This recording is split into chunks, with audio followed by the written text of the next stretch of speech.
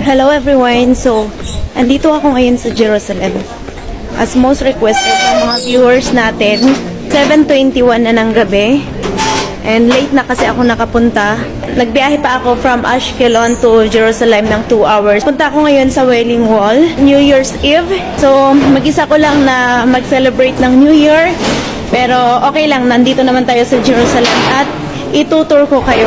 Pasok na nga tayo dito sa Wailing Wall. Dito sa site na to, dito itinayo ni King Solomon ang first temple para sa ating Panginoon. 1 King chapter 6 verse 1. Sa ika-4 na taong paghahari ni King Solomon, sinimulan niyang itayo ang bahay ng Panginoon sa Jerusalem. Biglang may mga lumapit sa aking kabataan dito. Tinatanong nila kung para saan daw at bakit ako nakaset up ng camera. Hi!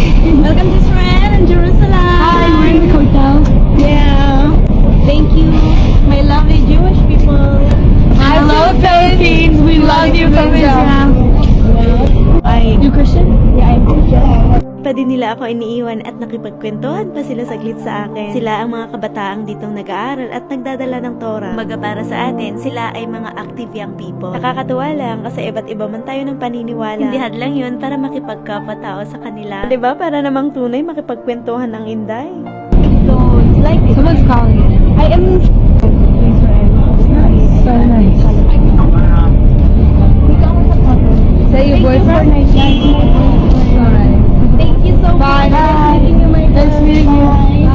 So back to story tayo. Etong pader na bato na nakikita nyo, ito ay retaining wall sa pinakaunang templo ay pinagawa ni King Solomon dito sa Jerusalem during Bible time sa Old Testament. Pero kahit nawasak ang first temple sa pagbagsak ng Jerusalem, nanatili pa din ang mga pader na bato. Dahil ito ay retaining wall na sumusuporta sa Mount Moriah, ngayon ay tinatawag nilang Temple Mount. Ay pumipigil sa pagbagsak ng lupa at gusali sa itaas. Kaya naman kahit nasira ang first and second temple, nanatili ang pader na bato na ito. At dahil sa kasaysayan mula sa Bible time, libo-libong tao sa araw-araw ang pumupunta dito para magdasal. Milyon-milyong ng panalangin ang naiwan dito. Hindi lang sa mga taong nakatira dito sa Israel, kundi marami pa sa iba't ibang bansa ang lumilipad dito sa Israel para mag-ukit ng kanilang mga panalangin dito. Dito naman ang sentro ng Jewish faith. Dito sa site na to, ang pinakasentro, ang pinakabanal na lugar sa mga Hudyo dito sa Jerusalem. Pero bakit nga ba maraming nakaukit na papel sa gitna ng mga bato dito sa pader na to? Naging tradisyon na ng mga Hudyo sa loob ng maraming taon ang mag-ukit ng panalangin o kahilingan na isinusulat sa maliit na papel at inuukit dito. Dito pinapaniwalaan nila na kung anuman ang mga dasal o kahilingan mo dito ay magkakaroon ng katuparan. Ito ay panalangin ni King Solomon sa ating Panginoon mula sa 1 King chapter 8 verse 29 to 32.